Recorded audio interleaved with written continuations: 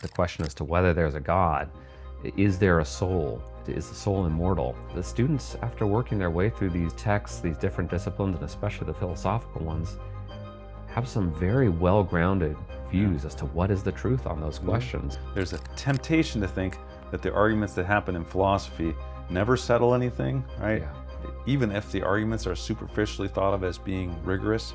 If they really are rigorous, they do get you places. Philosophy isn't just this sort of a game, which is sort of what it tends to be treated as, especially by, if you will, non-philosophers.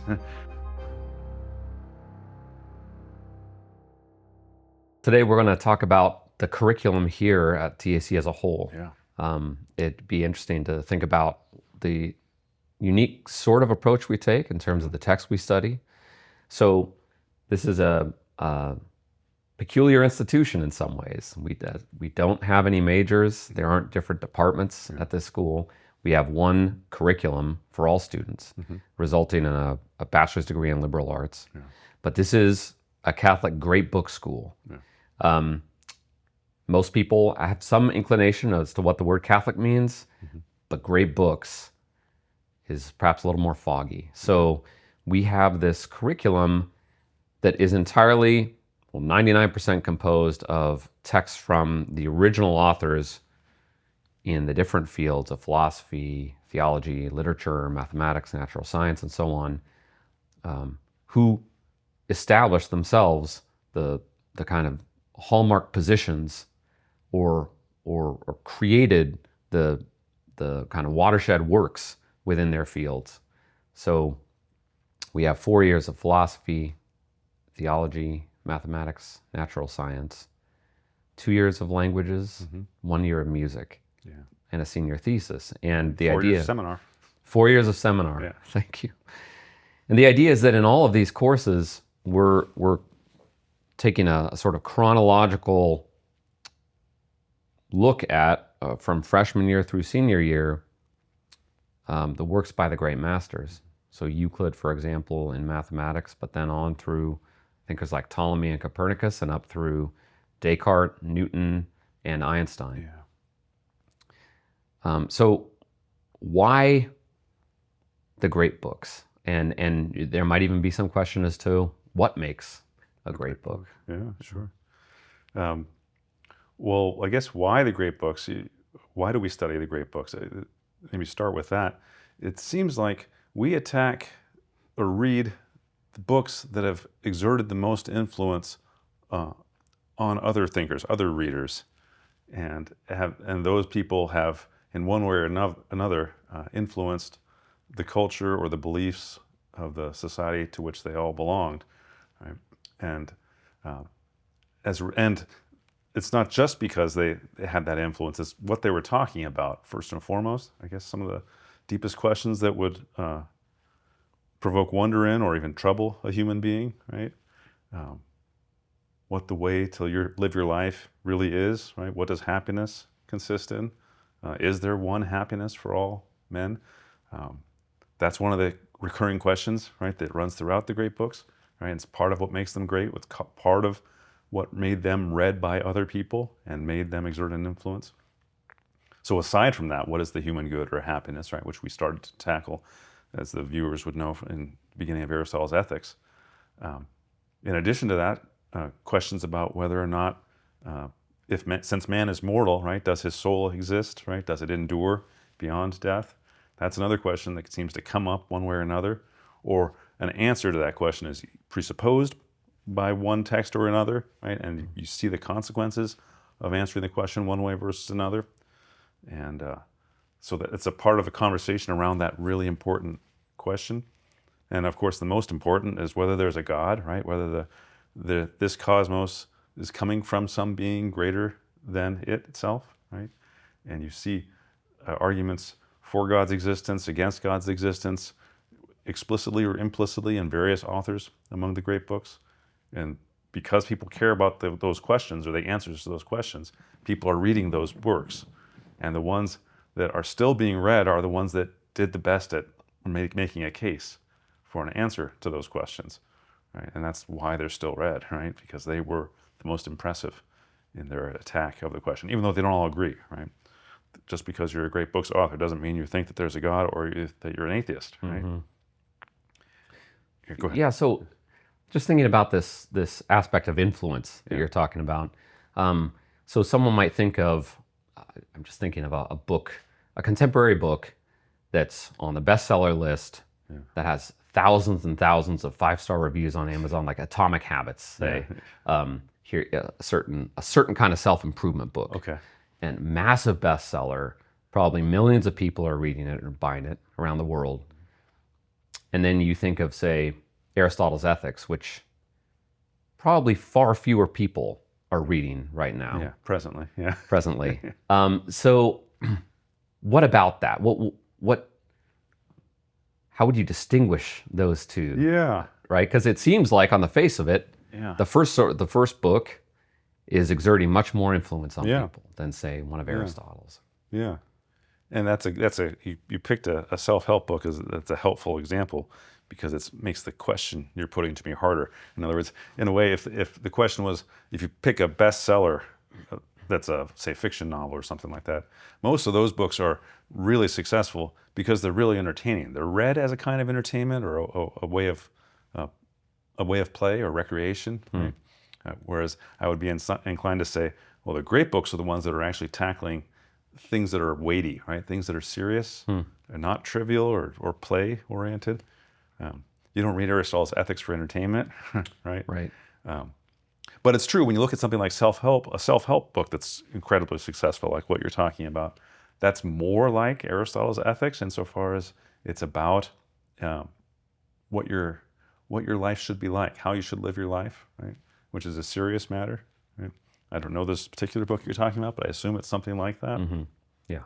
And I think maybe what makes a great book different, right, especially Aristotle's Ethics, for example, is he's looking at the question at the deepest level, right, is sort of thinking about how you should live your life given what you are as a human creature, right, as maybe it's distinct from a pop psychology book or a self-help book, which tend to look at sort of shortcuts, ways of getting at a more pleasant or content life.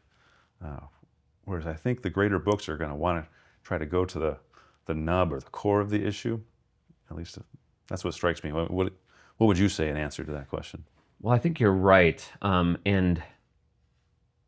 So there's many presuppositions in your typical self-help book that you'd find regarding the nature of reality, the nature of humanity. Those aren't going to be investigated, but there's going to be a part of their appeal, perhaps, has to do with that very fact that, okay, I like your word shortcut. How can what should I do more short term, here and now, to achieve success? You hear that expression, brain hacks, a lot more now, or I think it's something like that, brain hack, right? Which there's little ways of getting around your bad habits or dispositions or something like that, right? And obviously that's a good thing. There's nothing wrong with that, and we should pursue those things to the extent that it makes sense. And yet, I wonder if there's something resembling the entertaining beach read that you were talking about earlier, in this sense that it's meant to be, the text in a way isn't meant to be there as something considered in itself or for the sake of our really coming to understand something, but rather it's only there so that we can do something fairly quickly, more short term. And that's why it's valuable to people. And so then you could even wonder, well, is this going to be the sort of thing that's likely to stand the test of time? Yeah, right. And that's the other big dimension of this question, right? Is that sort of by definition, it's going to be really hard to tell if a contemporary work, especially of the self-help variety, is a great text. Because although tons of people are buying it up right now, will tons of people buy it 10 years from now, 20 years from now, much less? How time-bound is the advice that's going to be giving you, right? Or how short-term of a solution are the little hacks that it proposes, the shortcuts that it proposes? Maybe they won't work as culture develops in some way in the next generation, right? you can't help but wondering too, a lot of those people are buying the book just out of a desire to do what's popular, right? You wonder what percentage of people who buy those books read them. I imagine most of them, or at least a sizable percentage, but it's purchasing is not the same thing as reading a book, I guess. Yeah. There's all sorts of things you could think about when it comes to the content of a text. Everything from the tone, right, the voice the author uses, which itself may be very time bound. Yeah. The examples he's drawing from. I was also And the thinking, assumptions you mentioned, right? So there might be certain time-bound assumptions that are made that they use to jump into the text. Thinking of like a popular sports book too, for example, maybe some biography or just a story of this particular Super Bowl and all the interesting, fascinating, and maybe surprising dynamics that went into it. Well, if we were to imagine a comparable text from the period of ancient Greece, but having to do with the javelin competition, right there, we just wouldn't be interested. Yeah, and you wouldn't expect even for the greatest sports aficionados to be following closely particular games that happened over 100 years, 200 years ago, right?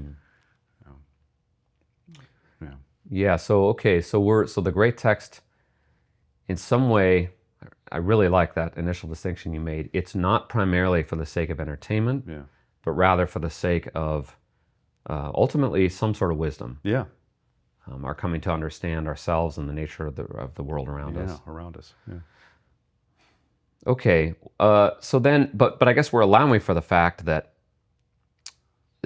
you couldn't have a completely definitive canon. Yeah. Is that right? Yeah. We reread what we think. Let's put it this way: there are more great books than what we read here. I think that's just obvious. We can only fit so much into 4 years, right?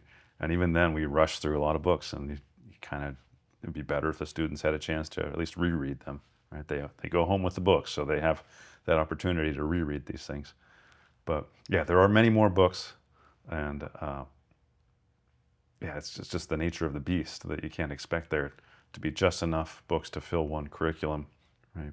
But we pick, I think 90% of the books we read at TAC, people would agree those are among the great books, right? And there might be a 10% they say, well, those are great, but there's other things over here that are just as great, maybe greater, right? Some people might be offended. You don't read any Dickens there, right? Yeah, Dickens he writes great books. Can't deny that. But we couldn't find a way to fit it in, right? We just read so much, right? But one of the hopes of this education is it produces the young people graduate with a desire to keep reading and not just rereading the books they read in the program, but to go on and read more great books, right? Because it's not something you can fit into 4 years of your life and then literally shut the door on it, right? You should become a lifelong learner, and learning to a great extent happens through reading. Yeah. So you brought up the example of Dickens. Yeah. And in our case, we do read a novel by Jane Austen, an author of a kind of a similar time period and era. We don't read Moby Dick, right? That might be another big one that people could wonder about. And yet you're right. By and large, there's an argument to be made for every single one of the texts that's included in the curriculum, and a fairly universal agreement that this is worthy of attention. Yeah. The fact that we've got the great books in all the different disciplines is also sort of interesting. So when it comes to something like philosophy, everyone's going to say, oh yeah, if you're really serious about philosophy, you got to read Aristotle, and you got to read Nietzsche and Plato and Aquinas or Kant. Yeah. Math and natural science, that could strike us a little differently. Yeah. So if we're really serious about math and the science of the world around us, why not go to what's contemporary and just stay there? There are important scientific notions that have been discarded. So why do we retain the great books approach in those disciplines? Yeah. I guess natural science in particular, maybe math is a little different.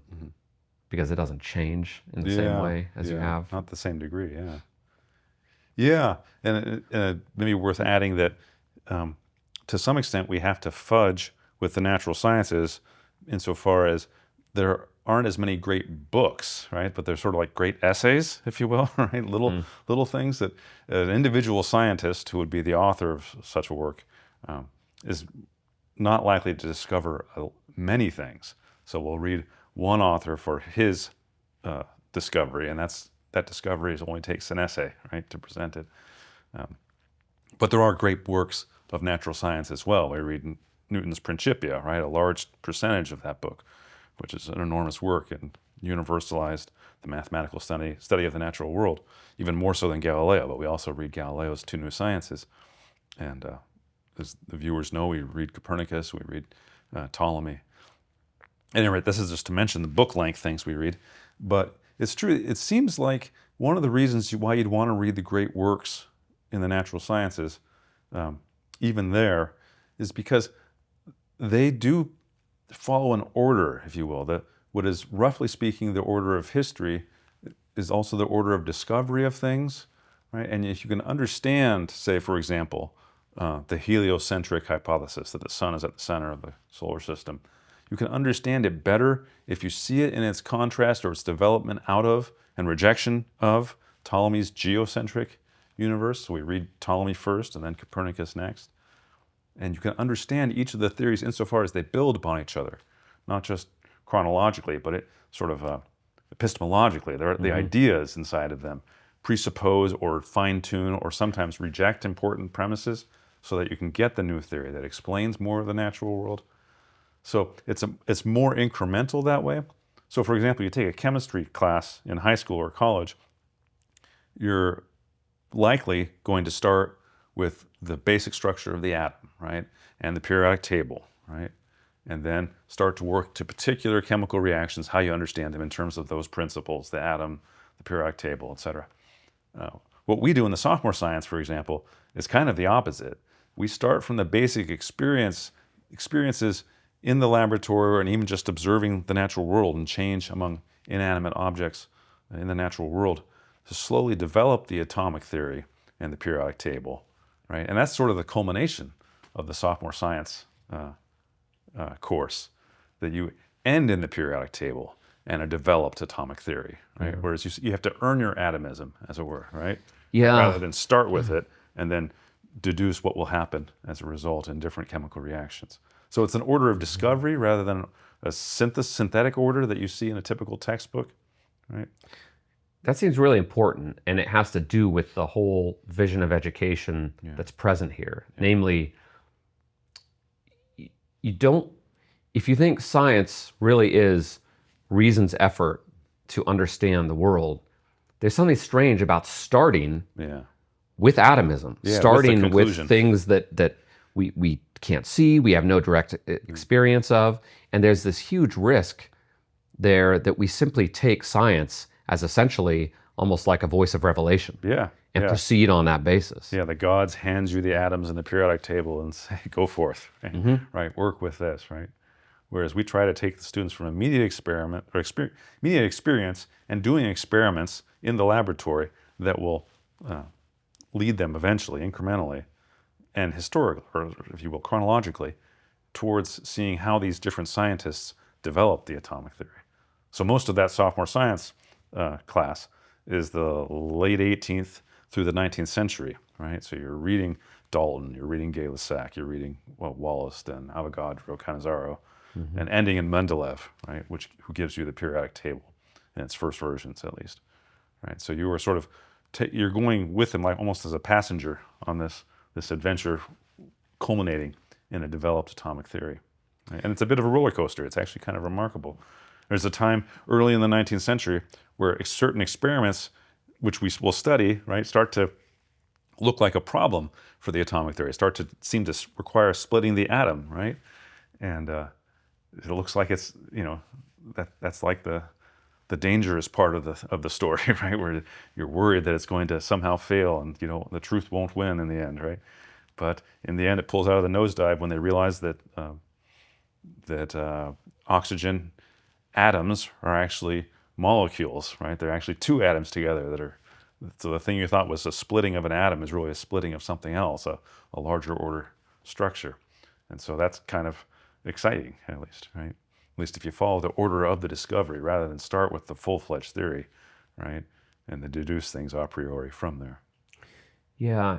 What's interesting there too is that you could think, well, why not just read a history of scientific positions? I could get a nice text, read several chapters of which, and it would just give me that story from the Greeks up through Mendeleev and the development of atomic theory.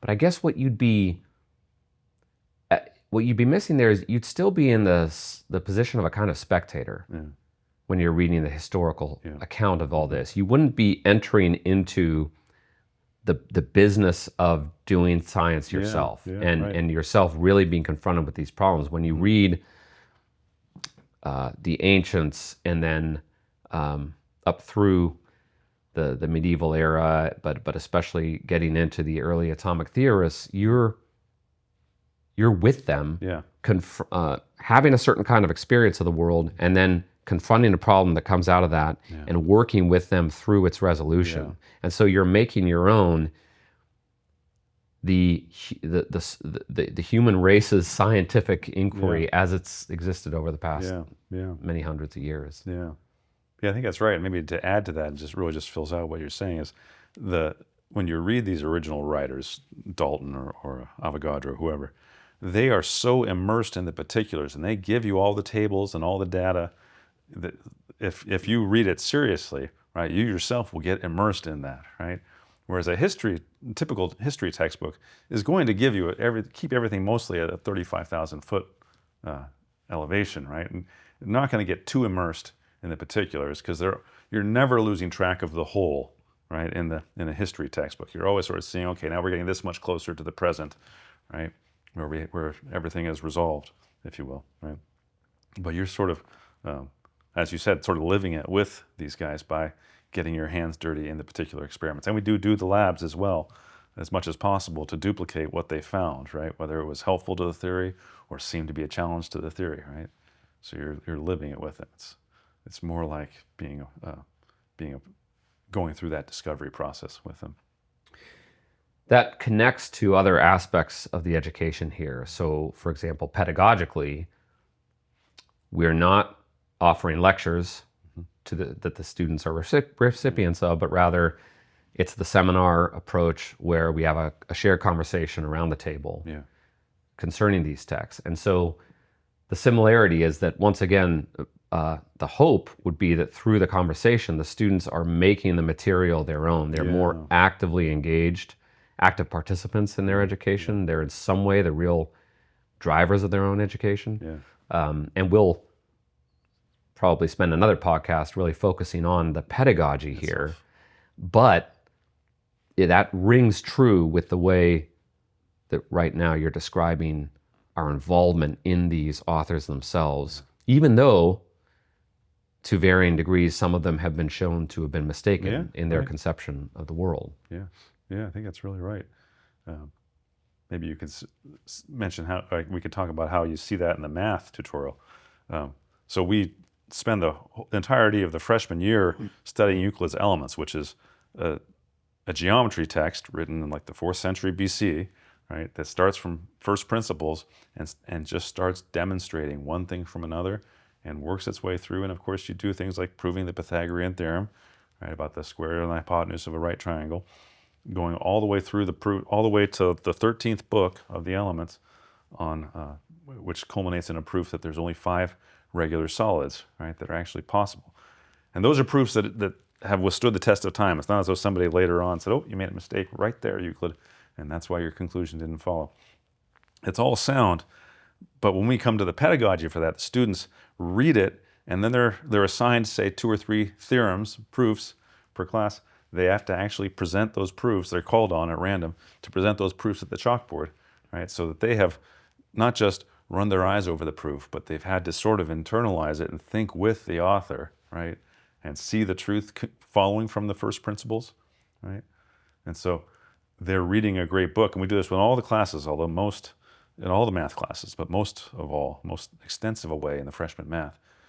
If there are proofs that the mathematician presents, the students have to read it and become accountable for it and be able to present it at the board, right? So they're doing that in the Ptolemy, they're doing that in Isaac Newton or Galileo, right? And doing that in Leibniz with early calculus, right? All those proofs, they will not just have sort of gotten the gist of it, but they'll be expected at least to be able to understand it well enough to represent it to the class, almost as like a performance, right?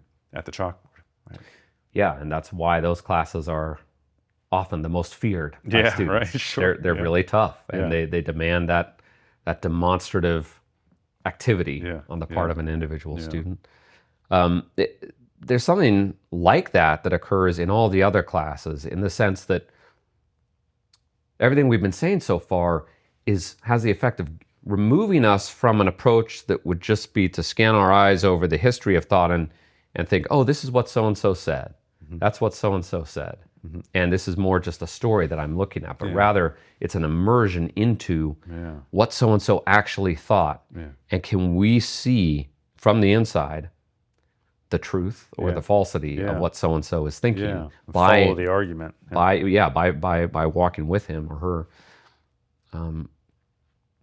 Now that also happens in philosophy. Certainly. And in its own way, very differently in the great literary texts. Sure. Right? Can we see the vision of reality that's present here? Yeah, and theology as well. Yeah. But then we come up against this other issue, which is that, and you brought it up earlier, you have very different conceptions of reality, especially when you move into the realms of philosophy and to a lesser degree literature. And so on the one hand, we're with Aristotle and his ethics and seeing the arguments from the inside and talking about them. On the other hand, maybe a month later, we're with Nietzsche. Yeah. And you've got almost a diametrically opposed worldview. And so that's on the one hand, but at the same time, we're a Catholic institution and take that very seriously. So we hold to one vision of reality that's ultimately the Catholic vision. And so somehow we're meant to do justice to both Aristotle and to Nietzsche, and yet that can't mean, at the end of the day, simply thinking, well, they're both great authors, and so they're both in every way equally deserving of our attention and our acceptance or our rejection. Yeah. We don't see the books as being all equal to each other. I think that's true, and that's you would say it's definitively true insofar as this is a Catholic institution. I think it will be true, though, if you're any kind of institution, it's going to see that these guys aren't all in agreement, so they can't be equally true, right? Some are going to be more right than others, even if you're not even entirely sure who's the most right among them. So even if you try to accord them an equal level of respect in some sense, enough to take what they say very seriously and work out what their argument is and why they're saying it, and trying to glean as much truth as you can from them, and seeing what's plausible about their criticisms of other views. Nevertheless, you're still going to see that something makes more sense than another. You're inevitably going to see someone as more right than someone else. And but being Catholic in particular, we're going to see anything that's flat out contradictory to the faith, we're going to see as fundamentally mistaken, right? Even if there's some way in which that you could see that they're groping towards the truth. And so it's always a challenge to help the students, the vast majority of whom are Catholics, practicing Catholics, to get them to take seriously authors that they already have some preconceived notion that this author's deeply mistaken. You can take someone very seriously who is nonetheless deeply mistaken, right? Right? And part of the job is to understand where the mistake happened and not to see that everything they say because they said it is false, right? But at the end of the day, it's also true that we give a much greater degree of attention to the authors who are writing things that are compatible with our faith or are in fact a part of our faith. So St. Thomas Aquinas, right, receives not just great honor and respect as a model, but his teaching, right, receives a great deal of study, and we take him slowly so that the students will digest it very well. And the same is true to a lesser extent of Aristotle as well. So Yeah. not all philosophers are equal, right? Right. And just on that particular example, the fact that Aristotle ends up having such an immense role to play within the thought of Aquinas, Yeah. who is a sort of magisterial theologian in the history of the church that's maybe unequaled. Yeah. So there's really sort of three things going on within the curriculum. You've got the almost exclusive approach by way of the great texts, the great Right. books across the disciplines. Mhm. You've got the fact that fundamentally there's a Catholic vision of reality Yeah. that's our first principle. Yeah.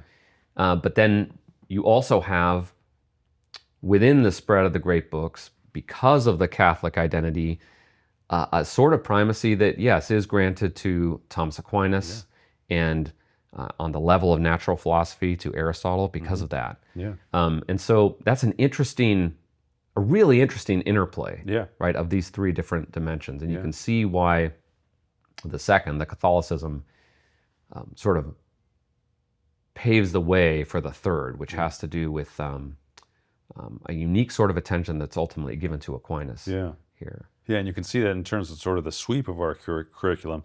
So as you mentioned, we have 4 years of theology and 4 years of philosophy.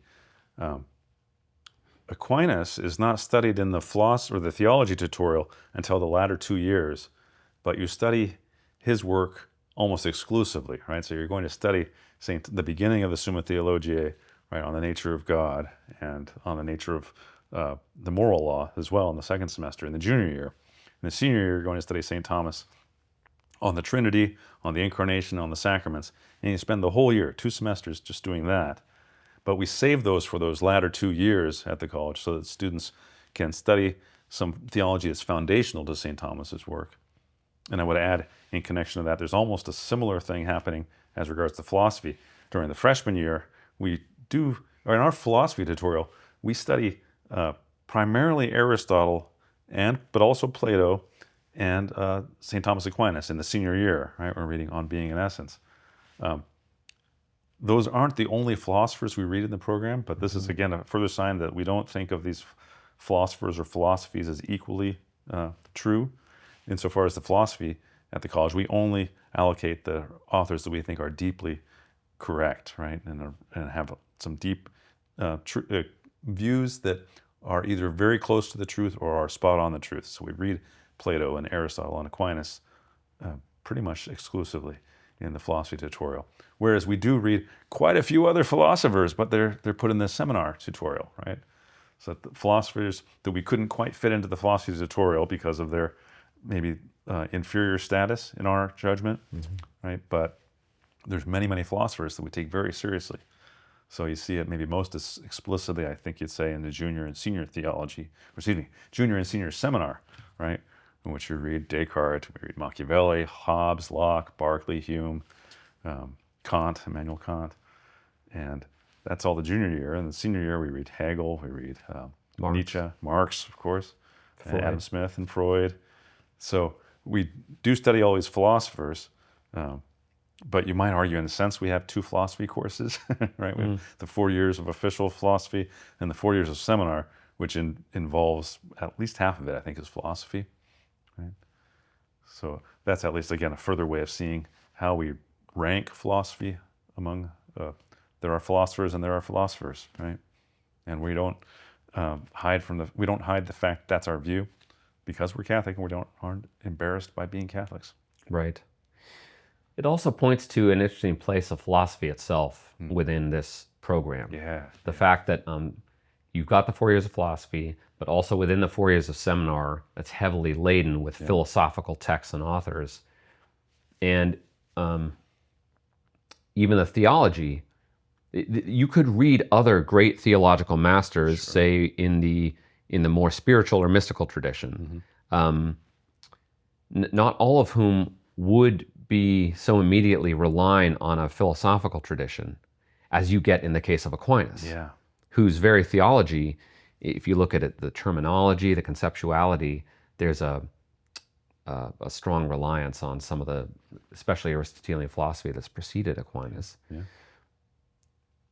even the math and science courses here, an outside observer might look at and say, yeah, those students are going to the board, they're doing a lot of math, but there's something very philosophical about the way you're approaching mathematics.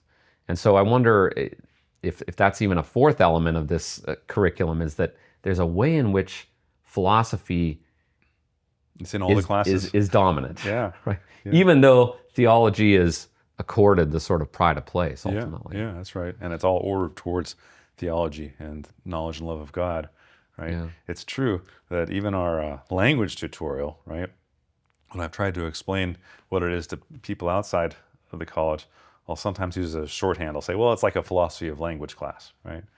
And that really is what it is in at least in contemporary parlance, even though it's true that most of the time, 3/4 of the time of those 2 years of the freshman language, you are learning Latin, but you're also forced to think about it very philosophically, the nature of the different parts of speech and how they fit together, right? And the nature of signifying and how it relates to thinking, right? And all of that ends up making the class, certainly to an outsider, right? But I think even to the students, feel like it's to some extent philosophy, right? But yeah, it's even in math, right? Yeah, and part of the reason for that, for this spread, this philosophical spread that we see, is because, again, from the perspective of natural human reason, it's philosophy that really gives us some sense of the whole, of reality, and how the different parts fit together. And it seems like you'd really want that when you're approaching the great books as your guides, right? Because you've got so many different authors, so many different disciplines.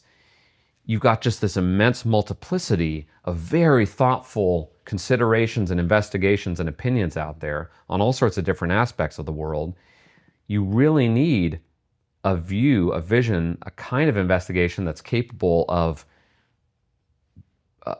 judging amongst all of these and seeing where there's a kind of unity. Yeah.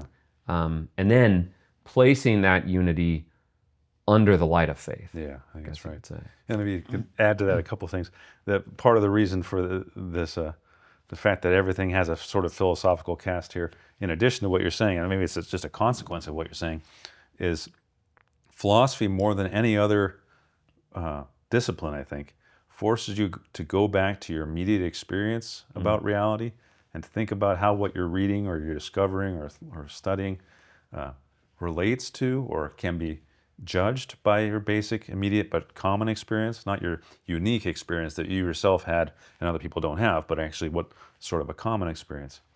And so, for example, we're not going to read Jane Austen's Emma and ask the students to go immediately to an abstract philosophical consideration of human nature, but we will expect the students to think about the character in the story, or the characters in the story, and how the portrayal of the character matches up with your experience of people generally, right? And the relatability of those characters, right? Whether it matches up with your own experience as well. So you're trying to constantly compare widespread human experience to the claims being made by the different authors we read, whether it's in literature or mathematics or philosophy, of course, in theology. And I'll add in addition that part of, insofar as philosophy is the discipline that's most consciously concerned with the truth of the matter, right? With whether or not such and such is true, it will inevitably, when you're looking at disciplines, especially when you have a habit of comparing different disciplines, you're more likely to think, if you're thinking about it philosophically, thinking about the question of the truth of this. Different disciplines will sometimes seem to be in tension with each other or even to conflict with each other. And that conflict or tension is primarily about at the level of whether or not it's true, right? What each of them is saying is true. And so the very fact that each of the students is required to take all these different classes, right, in the same sequence, right, forces them to be constantly comparing the knowledge I learned from mathematics with the knowledge I have from philosophy, with the knowledge I have from theology, right? And if you're forced to compare them, you're thinking about the different levels of truth, whether or not actually you'd say that these two claims are actually both true in different ways. Maybe one of them is simply false. So yeah, that interest in the truth as such, right, which is a side effect of seeking knowledge as such, which is what we're trying to do here. that will sort of force all the classes, I think, to be somewhat philosophical, right? Does that make any sense? Yeah, there's an interesting way in which you could also see the kind of the flip side of the way you put it, that by doing a lot of mathematics, Yeah. you're habituating yourself to truth, Yeah. right? Because math of all things can't be fudged. It can't be both ways. Yep. You're going to have the Pythagorean theorem be what it is. Yeah. Simply, right? Yeah. There's no way around it. And so then that sort of disposes students to be on the lookout for truth and to regard philosophy not in this sort of perverse coffee shop approach where, oh, look at Nietzsche who said this, and Aristotle's perspective was that over there, and there's just a bunch of different ideas fun to think about floating around, and no ultimate discernment as to the truth, but rather, no, we're going to do justice to each of them by taking each of them seriously. Yeah. They thought they were onto something true. Yeah. And so we need to begin with them right there and then see how they end up doing. Yeah. Yeah. That's right. And try to come to the truth for ourselves with their help. Yeah. Yeah. Maybe add to that this is part of the direction of where part of what you're saying is going. I think that by studying, say, Euclid's proofs, and they really are rigorous proofs. They don't skip steps, right? Everything that's demonstrated is genuinely demonstrated. By studying those theorems all freshman year, not only do you develop a habit of following an argument, you acquire a kind of confidence that reasoning can actually get you to places, right? It can actually teach you new things that you didn't know, right? Whereas there's a temptation to think that the arguments that happen in philosophy never settle anything, right? Yeah. Even if the arguments are superficially thought of as being rigorous, if they really are rigorous, they do get you places, right? And you acquire a confidence in the math, especially, I think, in the freshman year, that your mind can actually teach you profound things you would never have guessed are true. And so you're more likely to follow through an argument with the kind of optimism, right, that you will actually make progress, and that philosophy isn't just this sort of a game, which is sort of what it tends to be treated as, especially by, if you will, non-philosophers, right? Philosophy is one of those cases where a little knowledge is really a dangerous thing, right? Because it tends to produce a kind of contempt for philosophy. And the more deeply you do it, and if you do it well, I think, that last part does matter, you will see that you can actually make progress, intellectual progress. Yeah, it's fairly astonishing to go full circle back to some of the issues you began with, the question as to whether there's a God. Is there a soul? Is the soul immortal? Yeah. The students, after working their way through these texts, these different disciplines, and especially the philosophical ones, have some very well-grounded views as to what is the truth on those questions. That's right. And much of that has taken place through their own effort, hopefully, which is it's a joy to see. Yeah, yeah. Okay, well, there's an immense amount of material in the program, and so therefore much more we could say. Maybe in the future we'll talk about the pedagogy, the discussion method here, and also some of the classes taken as a whole. Yeah. Like, for example, sophomore natural science, Right. or senior seminar, for example. Let's do it. This is a good start for now. Thanks. Thanks a lot, John.